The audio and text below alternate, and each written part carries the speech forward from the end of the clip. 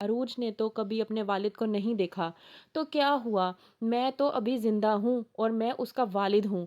मैं उसे घर से इस तरह से बाहर नहीं निकलने दूँगा, थाने-कचहरियों के चक्कर नहीं लगाने दूँगा। अब मास्टर शुएब सोच रहे होते हैं कि अगर अरूज के वालिद ज़िंदा होते, तो उसे कभी भी घर से बाहर ना निकलने देते।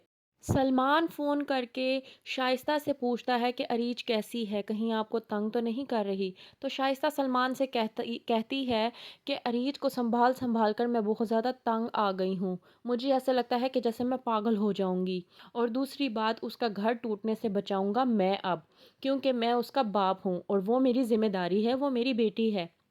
यहाँ पर शाइस्ता अपनी सहेली से बात कर रही होती है और कहती है कि सलमान को किसी न किसी तरीके से मैं अपने काबू में कर लूँगी।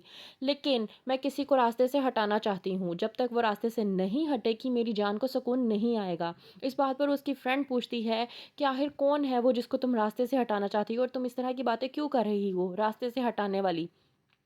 शाइस्ता कहती है कि सलमान को तो मैं हासिल कर लूँगी, वो मेरा बेटा है, वो कहीं नहीं जाएगा, लेकिन मैं किसी को ज़िंदा बिल्कुल भी नहीं देखना चाहती। क्या होगा देखते रहिए। ड्रामा सीरियल माँ नहीं सास हूँ मैं। मास्टर शुएब जाते हैं सलमान के ऑफिस में उससे मिलने के लिए, लेकिन सलमान को पता नहीं होता। उसका एम्प्लॉय आता है और कहता है कि सर कोई साहब आए हैं आपसे मिलने के लिए, तो सलमान कहता है कि मैं बगैर किसी अपॉइंटमेंट के किसी से भी नहीं मिलता।